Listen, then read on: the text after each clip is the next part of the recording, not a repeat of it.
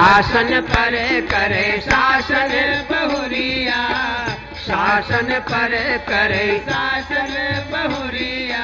बोलो सच्चिदानंद भगवान की। क्या चर्चा हो रही थी?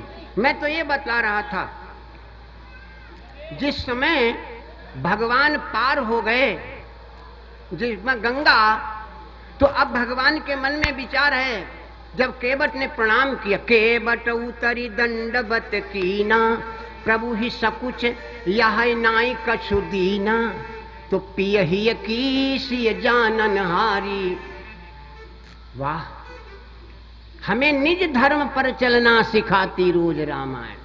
पति का धर्म अलग है, पत्नी का धर्म अलग है, बेटे का धर्म अलग है, बाप का धर्म अलग है, पुत्री का धर्म अलग है, पिता का धर्म अलग है, सबका धर्म अलग है। और ये कौन बताता? हमें निज धर्म पर चलना सिखाती रोज रामायण, हमें निज धर्म पर चलना सिखाती रोज रामायण, हमें निज धर्म पर चलना सिखाती रोज रामायण, हमें निज धर्म पर चलना सिखाती रोज रामायण, हमें निज धर्म पर चलना सिखाती रोज रामायण।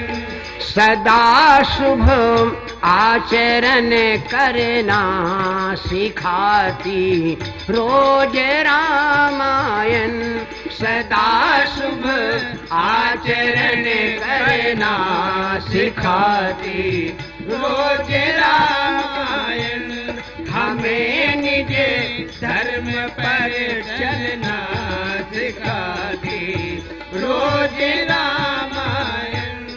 जिन्हें संसार सागर से उतर कर पार जाना है, जिन्हें संसार सागर से उतर कर पार जाना है, उन्हें सुख से किनारे पर, उन्हें सुख से किनारे पर लगाती रोज रामायण, उन्हें सुख से किनारे पर लगाती रोज रामायण, हमें निज धर्म पर चलना सिखाती रोज रामायण। सबका धर्म अलग है और वो हमको रामायण सिखाती है। बहनों, पत्नी कैसी हो, देवी कैसी हो, जो अपने मनई के मन की बात जाने। हम नहीं करे, मानस करी उसी चौपाई को बोला पियहिए कीसी है। भगवान ने सोचा मैंने इसको कोई उतराई नहीं दी, तो पियहिए कीसी जानन हारी, मणिमुंदरी मन मुंदित उतारी, पियहिए कीसी जानन हारी, मणिमुंदरी मन मुंदित उतारी, पियहिए कीसी जानन हारी, मणिमुंदरी मन मुंदित उतारी। अब देखिए, कहूँ कृपाल लेहू उतराई, केवट चरण गहे अकुलाई। भाई वो है जो अपने भाई के मन की बात जाने, वारे मानस राम अनुज मन की गति जानी। अब बताइए, पियहिए कीसी जानन हारी। भगवान ने वो समुद्रिका को केवट को दिया, कहूँ कृपाल लेहू उतराई, केवट चरण गहे अकुलाई। पैरों में गिर गया, बोले महाराज आजू नाथ में काहन पावा। अरे जिंदगी भर ये मजदूरी खिल, लेकिन कुछ मिल ही नहीं पाया। जो कुछ मिला तो आज ही तो मिला। आजू नाथ में काहन पावा, आज मैंने क्या नहीं पाया महाराज, इसलिए मुझे कुछ नहीं लेना है, इसलिए मुझे कुछ नहीं लेना। भगवान ने कहा नहीं ले लो, उनका ना ना ना। अब देखिए, बहुत कीन हठ लखन प्रभु, तीनों प्राणियों ने बहुत कोशिश की कि केवट कुछ ले, भार उतर जाए, लेकिन केवट ने कुछ नहीं लिया और भगवान के ऊपर कर्जा चढ़ा दिया। कर्जा कर्जा वाह, बहुत कीन हट लखन प्रभु नहीं कछु, बहुत कीन सिय लखन प्रभु नहीं कछु केवट ले, विदा कीन करुणायतन भगति विमल बर दे। अरे लोग भक्ति मांगते हैं और नहीं मिलती है, और केवट को बगैर मांगे दे डाली, और उसको कर्जी भी, राम जी को कर्जी भी बना लिया। उसने क्या कहा, फिरती बार मोहि जो देवा, लौटती बार में जो तुम दियो वह हम रहने, फिरती कर्जी बना दिया। फिरती बार मोहि जो देवा, सो कृपाल मैं सिर धरि लेवा। अब देखिए, तो मैं ये बतला रहा था कि लोग भक्ति मांगते हैं और भगवान अपनी भक्ति देते नहीं। कागभूषण जी भी यही कहते हैं, सब सुख खान देन कहा कही, पर भगति अपनी देन न कही। राम जी सब सुख दे देते लेकिन अपनी भक्ति नहीं देते। लेकिन आज भगवान ने केवट को बगैर मांगे दे डाली। बहुत कीन सिय लखन प्रभु नहीं कछु केवट ले, विदा कीन करुणायतन भगति विमल बर दे। अरे वो विमल भक्ति दे डाली मेरे प्रभु ने। मैं आपको ये बतला रहा था कि भक्ति जिसको पाने के लिए लोग बड़े बड़े उपाय करते हैं, और उसी भक्ति को आप लोग यहां बैठे पा रहे हो। एक उदाहरण दे दें, समझ में आ जाए। उसी भक्ति को पाने के लिए आप यहां बैठे हैं। अगला प्रसंग आप अरण्य कांड से सुनेंगे। उसमें भी उसने कुछ नहीं मांगा और भगवान ने अपनी भक्ति लुटा दी। क्या कारण है कि भगवान ने अपनी उसको भी भक्ति लुटा दी? आइए, हमको कुछ नहीं मिला, यहां पर बैठे हमको क्या प्राप्त हो रहा है? अगर विचार करें, अगर कुछ भी नहीं मिल रहा है तो भी एक चीज जो मिल रही वो कितनी सस्ती और कितनी कीमती है। उदाहरण हम आपको दे दें। नाम आप लोगों ने सुना होगा, एक मुसलमान फकीर का नाम निजामुद्दीन औलिया। निजामुद्दीन औलिया, दिल्ली में मजार बनी है, स्टेशन भी है शायद दिल्ली में। भैया अब बताइए, निजामुद्दीन के पास में बहनों बेटियों एक बड़ा दरिद्र गया। बोला, बाबा मेरी बेटी कुंवारी है, मैं बहुत गरीब हूं, मुझे दुआ दे दो मेरी बेटी की शादी हो जाए। एक बात मैं निवेदन कर दूं, किसी संत महापुरुष के पास जाओ तो कुछ मत मांगो ना। मांगोगे अगर एक चीज मांगोगे तो वही मिलेगी। क्या मांगे फिर? केवल आशीर्वाद मांगो, केवल आशीर्वाद। अगर आशीर्वाद मांग लिया तो दुनिया की सारी चीज उसी में समाहित है, और अगर एक चीज मांगी तो वही मिलेगी। इसलिए संत महापुरुष के पास जाना, भगवान के पास जाना तो केवल आशीर्वाद मांगना। प्रभु मुझे अपना आशीर्वाद दे दीजिए, बस उसमें सब कुछ है। संसार की सारी चीजें उसी में हैं, लेकिन कुछ नहीं, केवल आशीर्वाद मांगना। उस गरीब ने कहा, बाबा मुझे आशीर्वाद दे दो, मेरी बेटी का विवाह हो जाए। निजामुद्दीन ने कहा, कल आना। गया बेचारा, दूसरे दिन लौट के आया, बाबा मैं आ गया। बाबा बोले, कल आना। भैया और कल कभी आई है? कल कभी आई? बोलो, किसी को कल आई हो तो बताओ। पूछो भैया क्या हाल है तो कहते कल ही नहीं परत। जब कल है नहीं तो पढ़े कहां से? बोलो भाई, जब कल है नहीं तो पढ़े, जब है ही नहीं तो कहां से पढ़े? इसलिए कल कभी ना आई ना आएगी, है ही नहीं तो आए कहां? कल कल करते सातों ही दिन बीत गए। आया वो दरिद्र, बोला बाबा मैं आ गया। क्या किया निजामुद्दीन ने? अपनी टूटी हुई खड़ाऊं लकड़ी की उठाई और उसकी झोली में डाल दी, और कह लो इनको बेच के अपनी बेटी की शादी कर लेना। बेचारा वो गरीब कपड़े में लपेट करके लेकर के चल पड़ा। थोड़ी दूर जब पहुंचा, 1-1.5 किलोमीटर की दूरी रहेगी, उधर से एक बादशाह आ रहा था। बादशाह का नाम था अमीर खुसरू। इतिहास में पढ़ा होगा। अमीर खुसरू 1.5 किलोमीटर की दूरी पर है, तो अमीर खुसरू को कुछ सुगंध आई। ए भाइयों, जब हम अच्छे काम करते हैं तो सुगंध फैलती है, जब गंदे काम करते हैं तो दुर्गंध। 4 प्रकार के लोग होते हैं दुनिया में, कुछ 3 प्रकार के बताते हैं, कुछ 2 प्रकार के बताते हैं। हम 4 प्रकार के बता दें, 3 प्रकार के बता दें, 2 भी प्रकार के बता दें। आप उनमें कौन हो अपना अनुमान लगाओ। 4 प्रकार के लोग, नंबर 1 वो हैं जो अपनी वहां की बनाते हैं। ध्यान देंगे आप लोग। नंबर 1 के वो लोग हैं जो अपनी वहां की बनाते हैं। नंबर 2 वो लोग हैं जो अपनी यहाँ की भी बनाते हैं और वहां की भी बनाते हैं। नंबर 3 के वो लोग हैं जो केवल हीने की बनाने के चक्कर में पड़े, यहीं के बनाने के चक्कर में पड़े। और नंबर 4 के वो लोग हैं ना यहाँ की बनाए ना वहां की बनाए और पिए नाली में घुसमुड़े पड़े। कोई बुरा मत मानना मेरे भाई, वो निकल गई बात तो कोई बात नहीं। तो अब बताइए नंबर 4 के और नंबर 2 के प्राणी। नंबर दो वो होते हैं जो मर गए लेकिन अमर हुई गए। और नंबर दो में नंबर 1 वो व्यक्ति है जो मर गए लेकिन अमर हो गए, और नंबर 2 के वो व्यक्ति हैं जो जीवित हैं लेकिन मर गए। जीवित हैं लेकिन मर गए। आप कहोगे भाई उल्टा बोलते हैं आप, मरे हुए को अमर बना रहे हो, जीवित को मार रहे हो, क्यों? अरे जो परमार्थ के लिए मर गया वो मर करके भी अमर हो गया, और जो अपने लिए जिया वो जीते जी मर गया। दधीच कभी मरेंगे? जिनकी तपस्थली पर आप लोग कथा सुन रहे हो इस नैमिष धाम में, क्या दधीच कभी मरेंगे? न कभी मरे न कभी मरेंगे।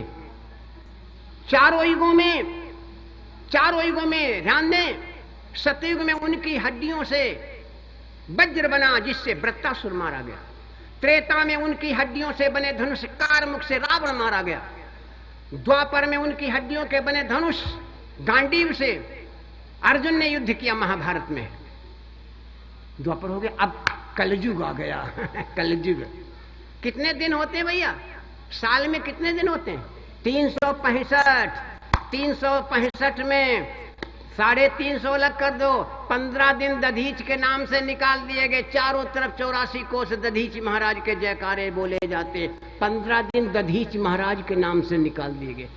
कलयुग में भी 15 दिन दधीच के नाम से निकाल दीजिएगा। तो बोलो, परमार्थी कभी नहीं मरता, युगों तक नहीं मरता। जो देश की भूमि पर अपने प्राणों की आहुति देता है, जो बलिदान होता है, वो कभी नहीं मरता। और जो परमार्थ में अपने को समर्पित कर देता वो भी कभी, परमार्थी कभी नहीं मरता।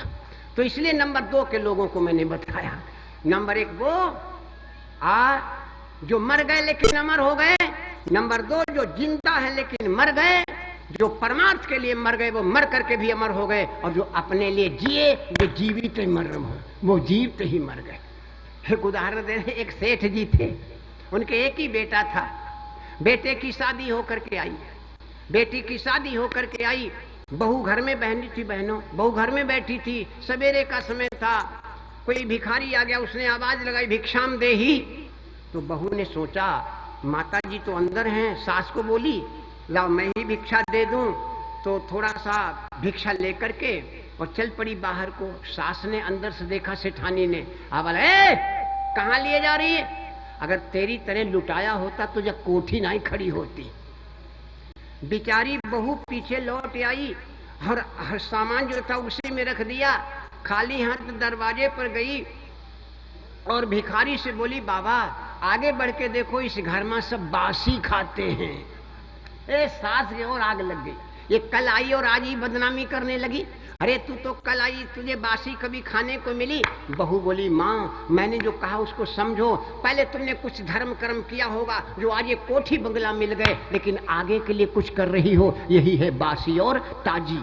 पूर्व जन्म में कुछ किया था जो मानव का शरीर मिला, ये सब कुछ परमात्मा ने दिया, तो आगे के लिए भी कुछ कर लो तैयारी। बासी और ताजी का मतलब समझ लेना। आइए मेरे भाई, नंबर 3 के प्राणी रह गए हैं। 4 के हो गए, 2 के हो गए, 3 के प्राणी हम आपको बता दें। एक वो है तरन। नंबर 1 तरन, नंबर 2 तरन और तारन, नंबर 3 केवल तारन। तरन तपस्या करते करते तरी गए। ऐसे व्यक्ति से क्या लेना देना भैया, जो किसी के काम ना आए। तो कहते फलाने आदमी बहुत बड़े हैं और उनके दरवाजे जब तक गर्म पानी भी न मिले तो क्या बड़े और छोटे होने से फायदा भाई, बोलो। तो पहले नंबर का तरन, तपस्या करते करते तर गए, समाज को कुछ नहीं दे पाए। ऐसे व्यक्ति का मरना जीना किस काम का। नंबर 2 तरन और तारन।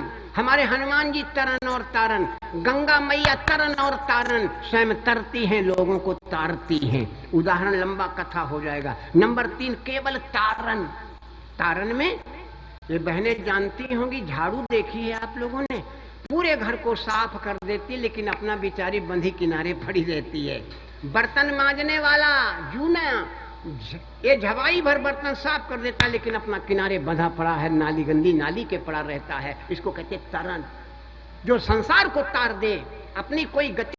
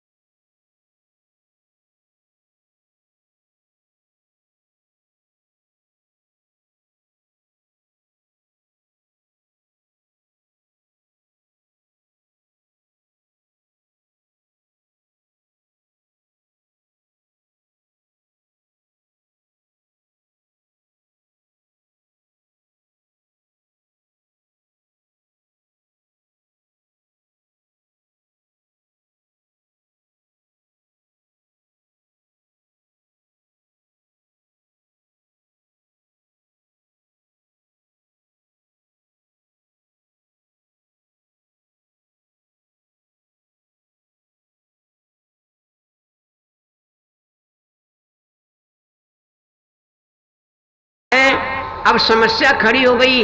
घंटा 2 घंटे की बात हो तो चलो कोई बात नहीं, 12 बज गया, 12 बज गया और यहाँ मातु रची पाक बनावा, चारों कुंवर बोली हकरावा, यहाँ मातु रची पाक बनावा, चारों कुंवर बोली हकरावा, यहाँ मातु रची पाक बनावा, चारों कुंवर बोली हकरावा। ए बहनों, आज मैया कौशल्या ने भोजन बनाया है, ध्यान देंगे आप लोग। कौशल्या मैया ने भोजन बनाया। बहू जब घर आ जाती तो सासुएं कुछ नहीं छूती हैं और इसीलिए उल्टा हो रहा है आज के जमाने में। इसीलिए उल्टा देखो, जब बहू आ जाती तो सास जी बहू पर काम छोड़ देती हैं। लेकिन देखिए अयोध्या की कहानी सुनिए बहनों, 4 बहुएं हैं और खाना कौशल्या बना। यहाँ मातु रची पाक बनावा, कौशल्या भोजन बना रही। ये दुभाती क्यों है कि सारा कार बहू के ऊपर छोड़ दिया? एक बड़ा हमने देखा है, सो बता दें। अगर सास के हाथ से भगौना गिर जाए और चाहे फूट जाए, सन्नाटा छा जाता है घर में, सन्नाटा। और बहू के हाथ से अगर चम्मच गिर जाए और खन्न हो जाए, फोड़ डालो, फोड़ डालो, फोड़ डालो। अच्छा गलत हो तो बताना बहनों, ये दुभाती कहाँ से आ गई भाई? ये दुभाती कहाँ से आ गई? यानी सास के हाथ से भगोना चाहे फूट जाए कोई आवाज नहीं आएगी, और बहू के हाथ से चम्मच गिर जाए तो फोड़ डालो, फोड़ डालो। ले भाई, ये क्या? रोजाना अखबारों में निकलता है, फलाने की बहू के ऊपर गैस फट गई, वो बरी गई। फलाने की बहू पर स्टोव फट गया, वो जल गई। हम कहते हैं ये बहुओं पर स्टोव फटते हैं, ये सासुन पर स्टोव काहे नहीं फटता?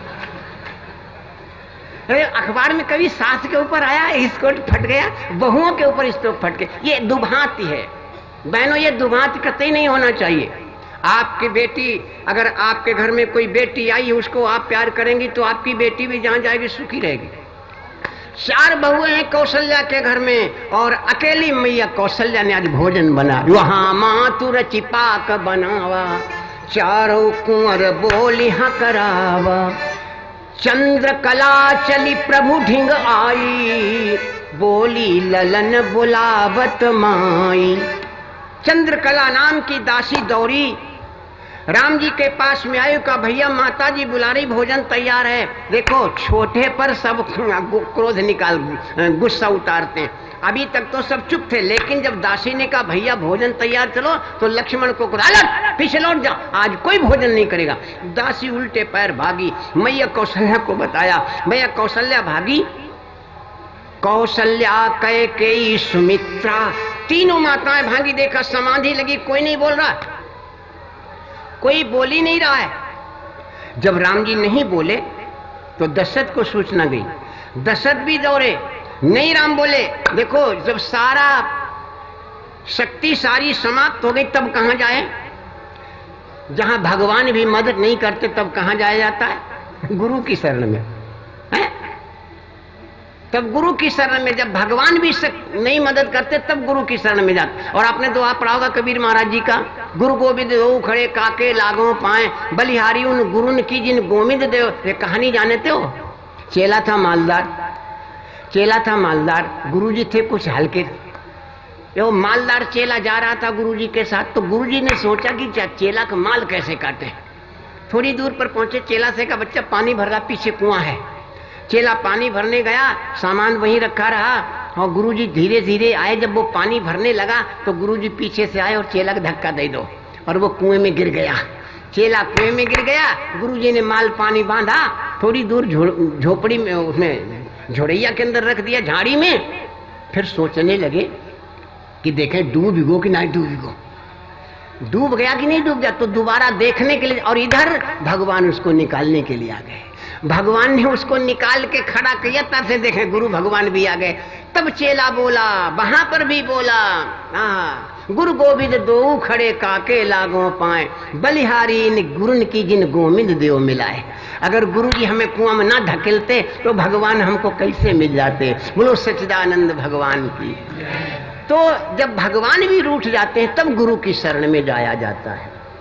महाराज दशरथ गुरु की शरण में गए। आए वशिष्ठ जी, जैसे गुरुदेव को देखा, राम जी तीनों प्राणी खड़े हो गए। जब तीनों प्राणी खड़े हो गए तो वशिष्ठ जी ने पहले सवाल किया है सीता जी पर। सुनो बेटी बहन, क्या सवाल किया वशिष्ठ जी ने? है सीता, बोलो तुम्हारा लक्ष्मण का संबंध क्या है? तुम्हारा लक्ष्मण का संबंध क्या है? सीता जी क्या बोली? गुरुदेव देवर सम हम, देवर सम हम इन्हीं न माना, देवर सम हम इन्हीं न माना, देवर सम हम इन्हीं न माना, देवर सम, देवर सम हम, देवर सम हम इन्हीं न माना। प्रेम करते नित, प्रेम करत नित पुत्र समाना, प्रेम करत हम प्रेम समाना, प्रेम करत हम पुत्र समाना, प्रेम करत। देवर सम हम इन्हीं न माना, प्रेम करत नित पुत्र समाना। गुरुदेव मैंने सदैव इनको पुत्र के समान माना। वशिष्ठ ने कहा खबरदार, खबरदार जो तुमने बेटा कह दिया, पुत्र कह दिया। अब बताइए, सीता जी सन्न रह गईं। गुरुदेव ने कहा खबरदार जो तुमने लक्ष्मण को पुत्र कह दिया। सीता जी चुप, हाथ जोड़ के खड़ी होंगे। गुरुदेव क्यों? वशिष्ठ ने कहा सुनो ए सीता, सुन सीता वह मातु अभागी, सुत सन हठ अपने की ठानी। वो मां भागिनी है जो अपने बेटे के, अपने पुत्र के आगे अपनी हट पकड़े। कोई बेटा भूखा है, वो कह रहा